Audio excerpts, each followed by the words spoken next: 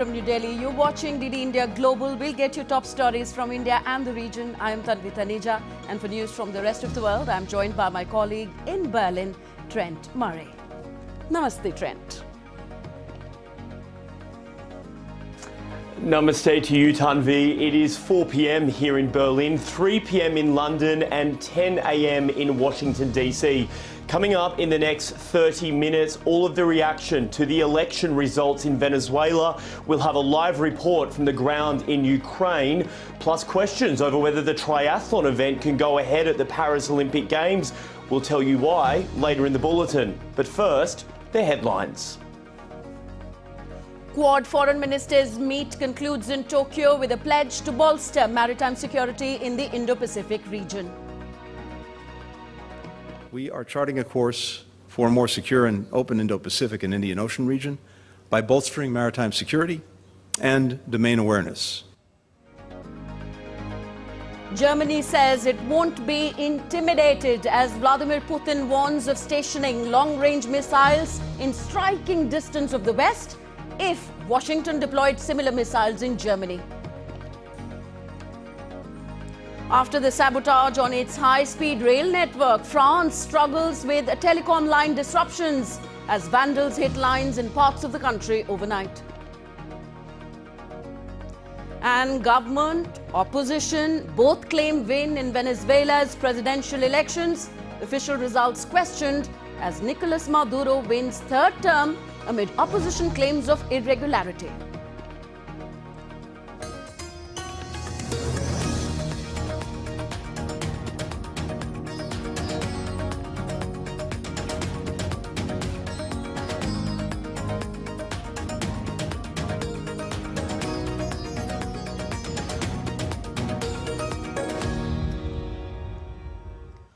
So, Quad foreign ministers meeting took place in Tokyo today, where leaders of the four nations discussed and deliberated upon the key global challenges concerning the world, where specific focus remained on the Indo-Pacific region. The leaders emphasized the importance of adherence to international law and importance of the group in maintaining a prosperous, stable and free Indo-Pacific.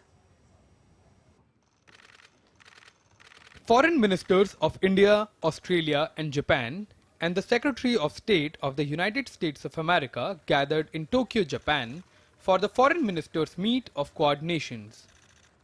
The leaders reaffirmed their commitment, common principles and capacities to preserve and strengthen the international order for the global good.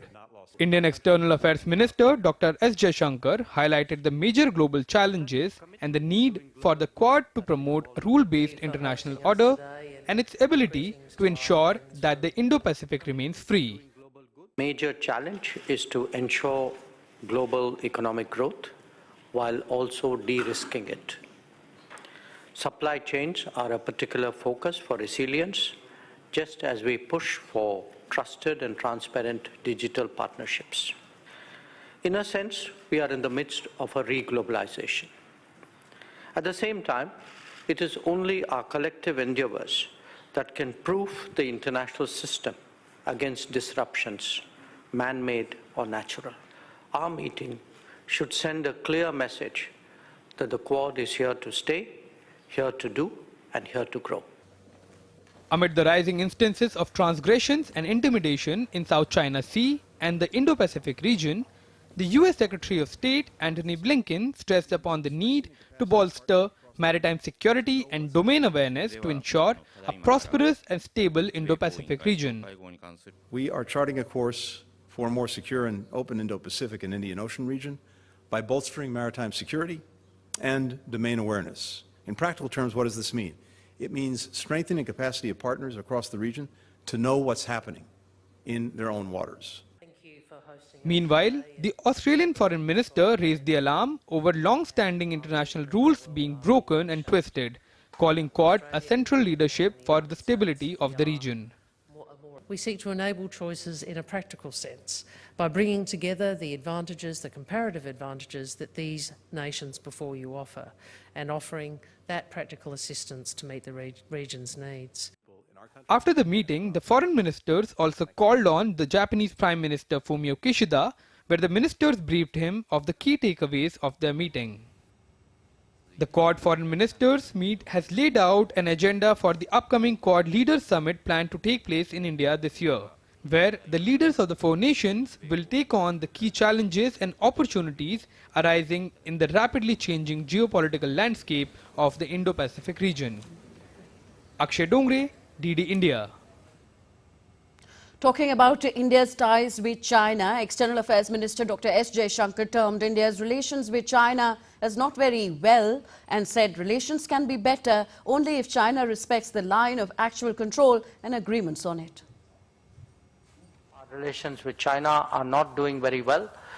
The main reason for that was that in 2020, during the COVID, China brought very large forces to the border areas between India and China in violation of agreements that we had with China.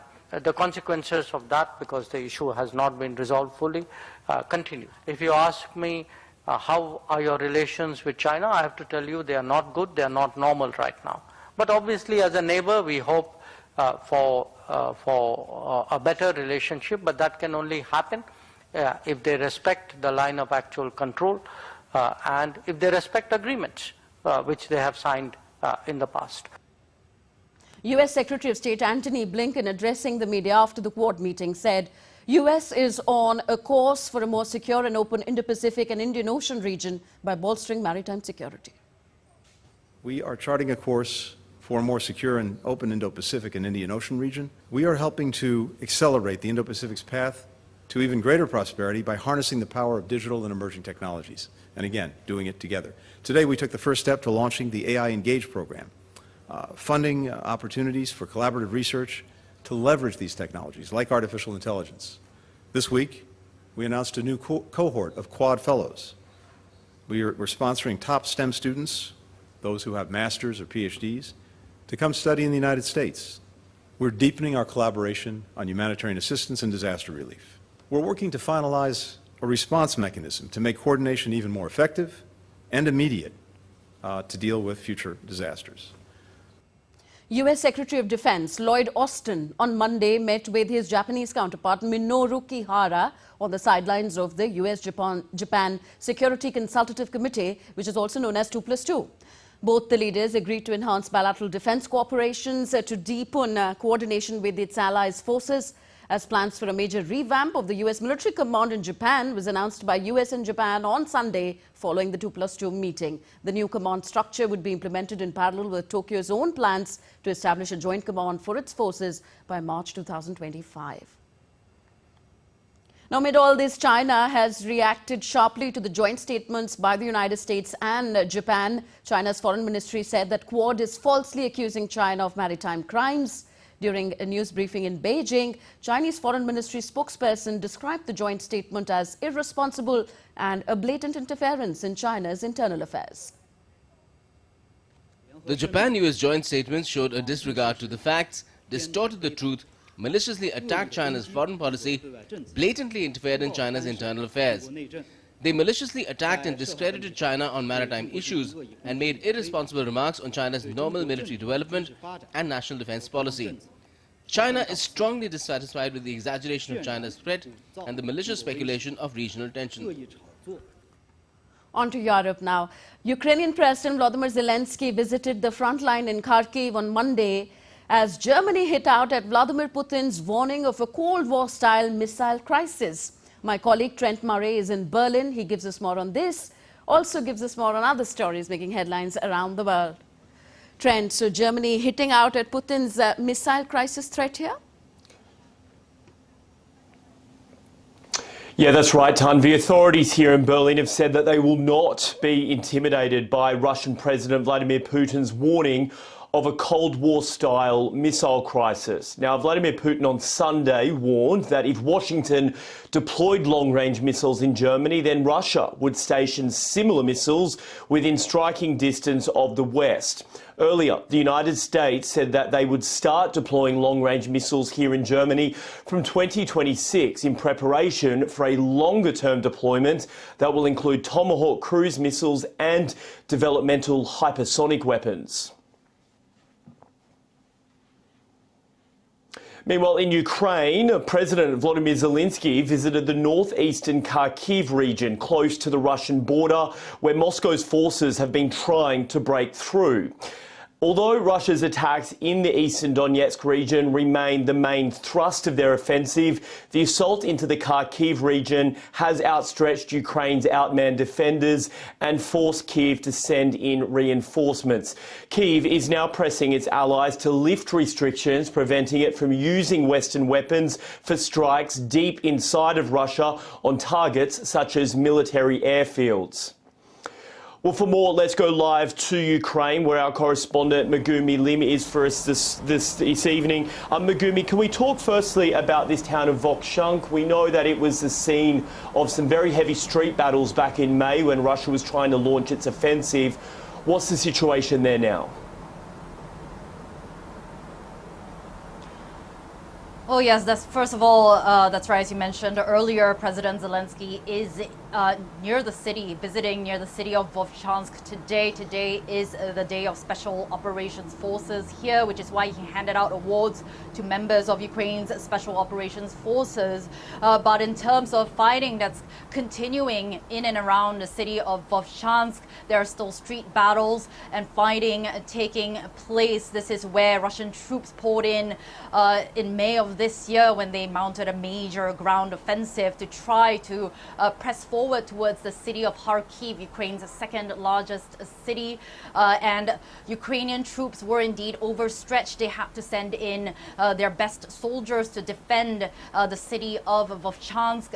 Thousands of civilians also had to evacuate. Now, the intensity of the battles have subsided, but Russian troops are still trying to capture Volchansk. Currently, Ukrainian troops control still about 70% of Volchansk, and the reason why they were able to fend off Russian advances at a time, if remember, US and German officials, US and Germany made the decision to partially lift restrictions to allow Kyiv to use some of their US and German supplied weapons to strike at military targets inside Russia, just across the border from the Kharkiv region. And President Zelensky has attributed Ukrainian troops being able to fend off Russian advances to this policy change. But today, Zelensky did receive an updated report on what's happening, and he did describe the battlefield situation as one of the most difficult on the front lines. And he is indeed urging Western officials, especially the United States, to lift all restrictions on the use of US-supplied long-range weapons to strike at targets deeper inside Russia.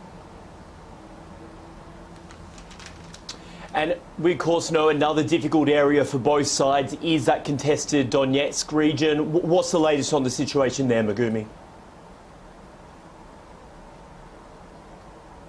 That's right. Currently, this is the hottest sector on the front, the Donetsk region, especially in the Pokrovsk direction. Russia's defense ministry today said that Russian troops have taken one more village, the village of Vovcha. This is about 30 kilometers east of Pokrovsk, and Russian troops are making steady advances towards the city of Pokrovsk. This is a very important logistics hub for the Ukrainian military. That is why Russian forces are trying to capture this city, and this capture of Vovcha comes just after, over the weekend, Russian troops took two villages, the villages of Prorez and Nernivka. These two villages were captured, and if we look at deep state maps, this is an open sourced map online, we have been able to see really steady gains by Russian forces, especially over the past few days. And President Zelensky has described the situation there as extremely difficult. Russian forces are expending a lot of their resources on this sector of the front lines, albeit at a very, very high cost. And if Russian troops manage to capture Pokrovsk, it would truly put Ukrainian troops at a very, very vulnerable position. Megumi Lim reporting for us live in Kyiv. President Nicolas Maduro and opposition rival Edmundo Gonzalez both claimed victory in Venezuela's presidential election. The National Electoral Authority said just after midnight local time that Maduro had won a third term with 51% of the vote, outlasting his main rival Gonzalez, who won 44.02%. On contrast, exit polls pointed to a big opposition win. Edmundo Gonzalez said that he was not calling for his supporters to take to the streets or commit any acts of violence which were reported after the announcement of the results by the National Electoral Authority. Meanwhile, world leaders have reacted to President Nicolas Maduro's claimed victory in Venezuela's presidential elections. While Russian President Vladimir Putin has congratulated Maduro, statements of distrust towards the results have been released by a number of countries, including Peru, Costa Rica, Colombia, Spain, the United Kingdom and the European Union. Meanwhile, Germany has called on Venezuelan authorities to publish the results of the country's presidential election in a detailed and transparent manner. The German Foreign Ministry said that the opposition should be granted full access to the published election documents. To the US now, President Joe Biden is set to announce plans to reform the Supreme Court, including a proposal to back term limits for justices and an enforceable code of ethics. Biden is also expected to seek a constitutional amendment to limit immunity for presidents and some other office holders. Biden is expected to make the announcement in Texas on Monday. Justice Alina Kagan on Thursday became the first member of the Supreme Court to publicly call for beefing up a new code of ethics by adding a way to enforce it. A ban on most abortions after 6 weeks of pregnancy has come into effect this Monday in the US state of Iowa. The Iowa Supreme Court reiterated in June that there is no constitutional right to an abortion in the state and ordered a hold on the law to be lifted. Now, previously, abortion was legal up to 20 weeks of pregnancy in Iowa. Last July, the state's Republican-controlled legislature passed a new ban on the procedure after 6 weeks of pregnancy. Telecom lines in parts of France were attacked overnight, just days after the French high-speed rail network was sabotaged. France's junior Minister for Digital Affairs, Marina Ferrari, said that the attacks had disrupted some fixed and mobile phone services and that work is underway to get those services back up and running. Now, French media report that police sources say it's too early to tell if there is any link to the rail sabotage, which caused travel chaos just hours before the opening of the Paris Olympic Games. The Kremlin this Monday has dismissed Western media speculation that Russia was behind the recent attacks on the French railway system. The Kremlin spokesperson, Dmitry Peskov, called it unsubstantiated accusations and said Western media had frequently tried to blame Moscow for everything without evidence. France's Interior Minister said on Saturday that he could not rule out any foreign involvement in the attack. And staying in France, where pollution in Paris's River Seine has again forced the cancellation of Olympic triathlon training events, raising doubts over whether the competition will be able to take place as planned on July 30 and 31. DD India's Ross Cullen reports from Paris.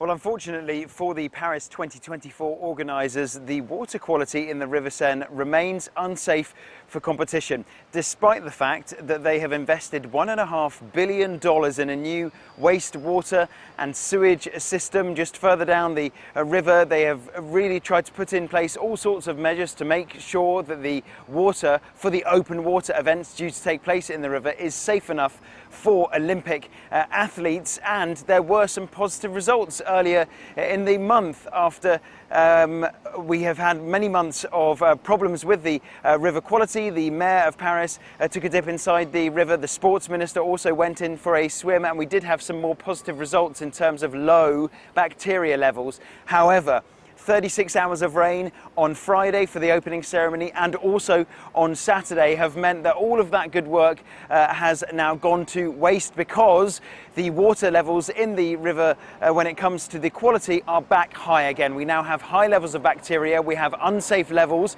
in terms of competition. What does this mean for the Olympics? Well, the triathlon training event on Sunday, cancelled. The triathlon training event on Monday today, cancelled. It does also mean it puts in doubt the start of the actual triathlon competition tomorrow, Tuesday. There are some reserve days on the 1st and 2nd of August that could be used. However, if the water quality remains dangerous throughout the rest of this week, and including on the reserve days, we could have an Olympic triathlon that becomes a duathlon, with only the cycling and the running legs taking place and the swimming leg being cancelled. Ross Cullen in Paris, reporting for DD India. Tanvi, that is all from me here in Berlin. It's back to you in the studio there in New Delhi. Thank you, Trent. Trent Murray joining us all on DD India Global from Berlin. Still to come on the show. Italian Prime Minister Giorgia Meloni meets Chinese President Xi Jinping in Beijing, pledges to improve ties. And junior doctors in England strike a deal for an improved pay with the UK government.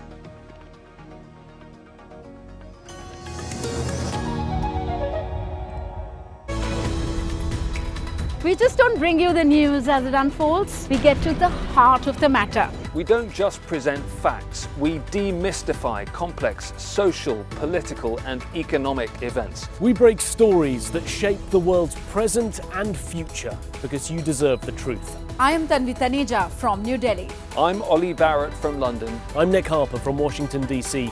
Join us on DD India Global Monday to Friday at these times.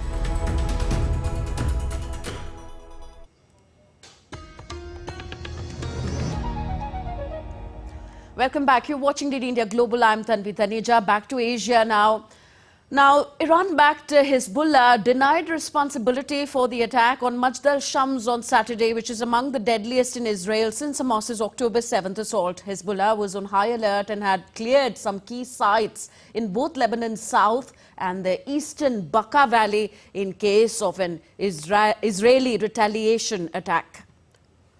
As tensions escalate in the region, some flights at Beirut airport have been cancelled or delayed, with Lebanon's Middle East Airlines saying that disruptions to its schedule were related to insurance risks.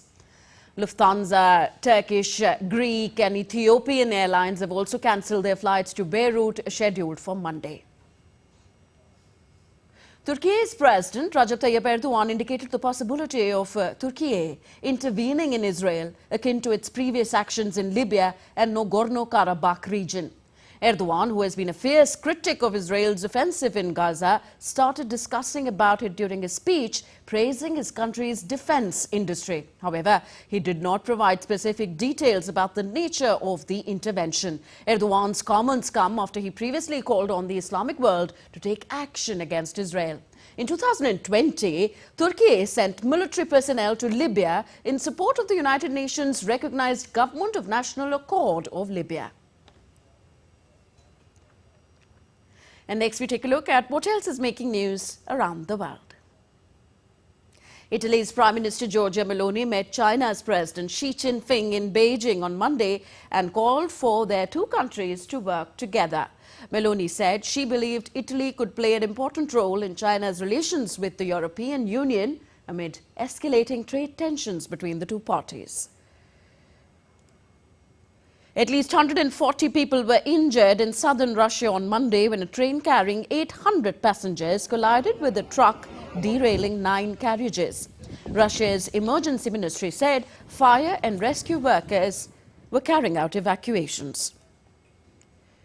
Junior doctors in England have reached an improved pay deal with the UK government for about 22.3% pay rise over 2 years. The British Medical Association, which represents around 50,000 junior doctors, has been seeking a 35% pay rise and have staged a series of strikes since early 2023. Divers in Poland have found a 19th century shipwreck off the coast of Sweden laden with bottles of champagne. They discovered the wreck, which also contains porcelain and bottles of mineral water in Baltic Sea. And today we join the global community in celebrating the International Tiger Day. This day is rooted in the historic agreement signed at St. Petersburg Tiger Summit in 2010. DD India's Tapas Bhattacharya gives us this remarkable journey of tiger conservation with a special focus on India's pioneering Project Tiger.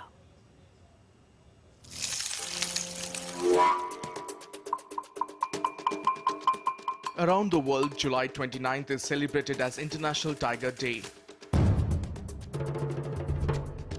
A day dedicated to raising awareness about tiger conservation and the protection of their natural habitats.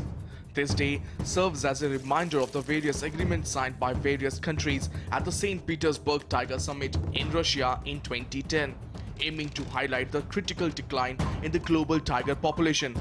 By the 1970s, centuries of hunting and habitat destruction had reduced the number of wild tigers. In response, the Indian government declared tiger as India's national animal in 1973, banning hunting, and launched a pioneering conservation initiative known as Project Tiger. This program focuses on conserving tigers in specially designated reserves, which represent various biogeographical regions across the country, striving to maintain viable tiger population in their natural environment. Today, India is home to more than 70% of the world's tiger population among the 13 tiger range countries, thanks to the long-standing efforts of the Project Tiger. This initiative has successfully allocated 2.3% of the country's geographical area to 54 tiger reserves. There are currently 3,682 on an average of tigers in India, an increase from 2,967 in 2018, reflecting an annual remarkable growth of 6.1%. Under the stewardship of Project Tiger, the initial 9 tiger reserves have now expanded to 54, supporting more than 70% of the global tiger population. The success of Project Tiger underscores the importance of continued efforts in conservation and the protection of natural habitats. The remarkable increase in India's tiger population stands as a beacon of hope and a testament to the tireless work of conservationists worldwide. With camera person Sandeep, this is Tapas Bhattacharya for DD India from Delhi. So that's all for this edition of DD India Global. Do let us know your thoughts on the news of the day. You can connect with us on our different social media handles at DD India Live. And for those on the go, you can catch all the latest news and updates on our DD India mobile app. The app is available on both Android and iOS platforms. You can scan the QR code on the screen to download now. So we will be back with more news as it breaks here on DD India. I'm Tanvi Taneja from my entire team here in New Delhi. Thank you for watching. Namaskar.